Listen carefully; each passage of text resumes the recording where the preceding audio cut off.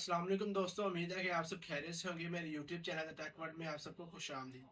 तो आज मैं आपको इस वीडियो में बताऊंगा कि आपने जो मरियम नवाज की तरफ से कर्जा मिल रहा है जो सूद के बगैर है, वो आपने किस तरह हासिल करना है और इसकी रिक्वायरमेंट क्या क्या है और आपके पास क्या क्या चीज़ होने चाहिए। क्या अगर आप अपना कोई मकान बनाना चाहते हैं, अगर आप कोई अपना कोई कारोबार शुरू करना चाहते हैं या अपने कारोबार चढ़ते हुए कारोबार को उसके अंदर और इन्वेस्टमेंट करना चाहते हैं, तो आपने किस तरह 1 लाख से लेकर 30 लाख तक किस तरह कर्जा हासिल करना है। तो इसमें जो डिस्ट्रिक्ट आ रहा है वो आ रहे हैं पाकिस्तान में। पंजाब के तमाम शहर वाले वो इस कर्जे से फ़ायदा हासिल कर सकते हैं, यानी पंजाब के बाहर जो भी सिंध बलूचिस्तान वो नहीं दे सकते, लेकिन पंजाब के अंदर जितने भी शहर आते हैं वो तमाम शहरी इससे फ़ायदा उठा सकते हैं।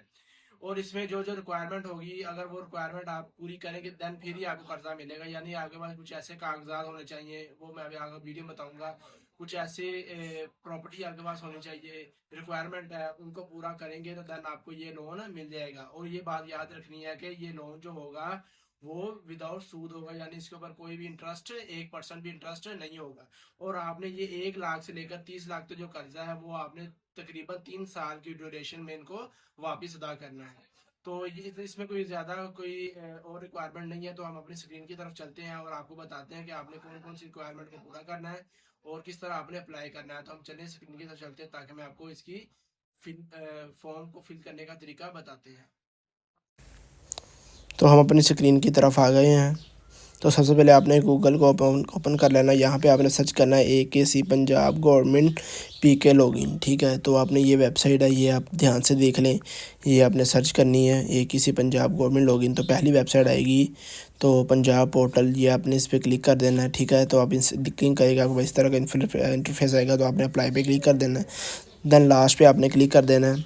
ठीक है, उसके बाद आपने इस तरह का आपके पास पेज फॉर्म आएगा एक। ठीक है, तो आपने इसको रिफ़िल करना है।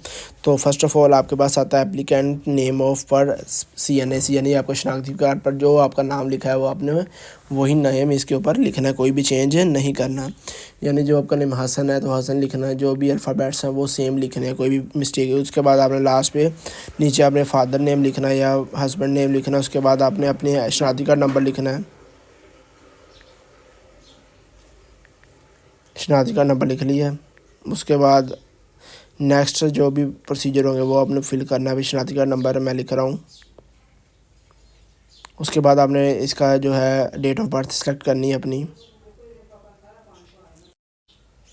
तो ठीक है, यहाँ पे आपने अपनी डेट ऑफ बर्थ लगानी है, जो भी आपकी CNAC पे होगी डेट ऑफ बर्थ वो आपने यहाँ पे लगा देनी है। तो मैं यहाँ पे अपनी 2003 सेलेक्ट कर ली। उसके बाद आपने डेट ऑफ इशू लिखनी है, यानी जो अब आपने शनाख्ती कार्ड बनवाया था अपना, वो आपने यहाँ पे अपनी डेट लगानी है कब आपने अपना शनाख्ती कार्ड बनवाया था। उसके बाद आपने अपनी एक्सपायरी डेट लिखनी है शनाख्ती कार्ड की, यानी जो आपका शनाख्ती कार्ड है वो भी आपके शनाख्ती कार्ड पे होगी। आपका जब शनाख्ती कार्ड है कब एक्सपायर होगा वो आपने यहाँ पे लिख देना है। उसके बाद आपने यहाँ पे शनाख्ती कार्ड सेलेक्ट कर लिया, वहाँ पे लिख लिया। उसके बाद आपने नेटवर्क लिखना है जी, कि नेटवर्क कौन सा है आपका, जैज़ का है, यूफोन का है, वॉरत का है, जौन सा भी है वो आपने सिलेक्ट कर लेना है। मैं मोबलिंग यानी जैज़ यहाँ पे सिलेक्ट कर लेता हूँ अपना। उसके बाद आपका कोड क्या है, 0301 है, 2 है, 3 है, वो आपने लगा देना है कोड अपना। उसके बाद आपने नीचे सेल नंबर लिखना है 0303, या कोड के अलावा नीचे बाकी वाला नंबर आपने यहाँ पे अपना लिखना है। उसके बाद आपने यहाँ पे अपना पासवर्ड लिखना है, कोई भी आप लिख सकते हैं रैंडमली अपनी मर्ज़ी का पासवर्ड, और यह वो पासवर्ड अपना याद रखना है। ठीक है, तो हमने यहाँ पे पासवर्ड लगा दिया। अब उसके यहाँ पे दोबारा आपने रीटाइप करना है, रीकन्फर्म करना है पासवर्ड। उसके बाद रजिस्टर पे क्लिक कर देना है। तो आपका जो आपकी जो रिक्वेस्ट है, आपकी फ़ाइल है, एप्लीकेशन है, वो रजिस्टर हो जाएगी। देन आपने फिर इसको दोबारा लॉगिन करना है। लॉगिन के लिए आपने जो आपने पहले CNAC लगाया था वो लगाना है और पासवर्ड लगाना है अपना पीछे वाला। तो यहाँ पे हमने अपना CNAC लिख दिया है। देन जो पीछे अभी हमने फॉर्म पे अपना पासवर्ड लगाया था वही पासवर्ड यहाँ पे लगाएंगे, और लॉगिन के ऊपर जो ऑरेंज कलर का एक पट्टी सी है नीचे लॉगिन वाली, इसके ऊपर क्लिक कर देंगे। तो जब क्लिक करेंगे तो आपके पास इस तरह का इंटरफेस आएगा। ठीक है, तो फर्स्ट ऑफ़ ऑल आपने अपना जेंडर सेलेक्ट करना है, आप मेल है फीमेल है। ठीक है, जीन्स आपने अपनी सेलेक्ट करनी है। उसके बाद आपने मौजूदा रहायशी पता लिखना है कि आप मौजूदा पता यानी आप कहाँ पे रह रहे हैं। उसके बाद आपने अपना सूबा सेलेक्ट करना है, आप कौन से सूबे से हैं, पंजाब। उसके बाद आपने डिवीज़न लगानी है अपनी, आप कौन सी डिवीज़न से हैं। उसके बाद डिस्ट्रिक्ट लिखनी है आपने, ज़िला लिख दिया। उसके बाद तहसील, उसके बाद सिटी चुनिया। उसके बाद अपना काम आप कौन सी आपकी क्या है ओनरशिप स्टेटस, क्या आप अपना काम कर रहे हैं, फैमिली के साथ कर रहे हैं या रेंट पे काम कर रहे हैं, वो अपने यहाँ पे सिलेक्ट करना है।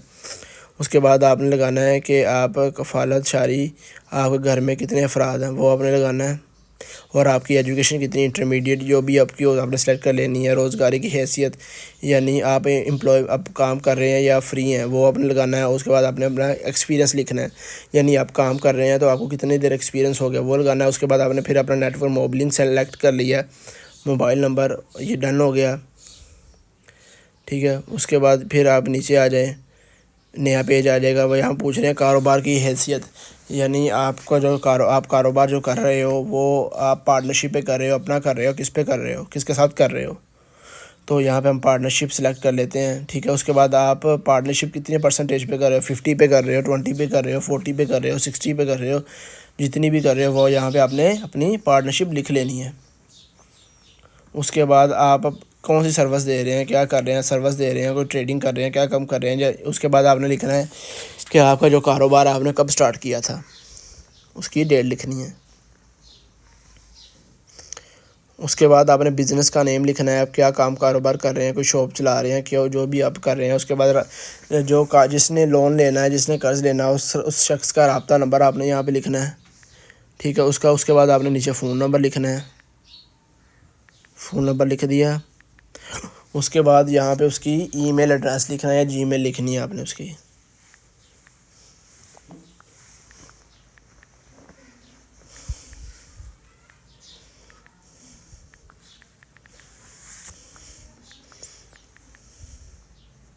उसके बाद कारोबार का पता यानी वो वाली जगह जहाँ पे आप अपना कारोबार कर रहे हैं उसका जगह का नाम लिखना है।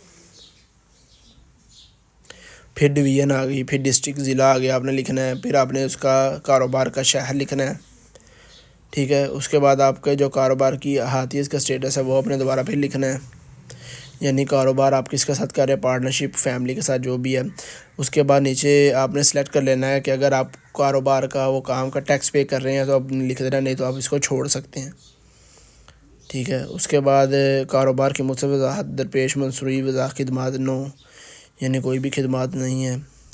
उसके बाद यहाँ पे आप माहाना कितना कमाते हैं, आपका जो प्रॉफिट होता है वो कितना होता है, कितना कमा रहे हैं टोटल। उसके बाद आपकी मुलाज़मीन की तादाद कितनी, आपने कितने मुलाज़िम रखे हुए हैं और मुलाज़मीन की तनख्वाह मिलाकर यह सब इसके अंदर लगाना है। तो 2 लिख दिया। उसके बाद मुलाज़मीन की तनख्वाह दोनों की मिलाकर कितनी बनती है वो लगाना है यहाँ पे आपने। उसके बाद मंथली रेंट यानी महीने का जो किराया आपका वो।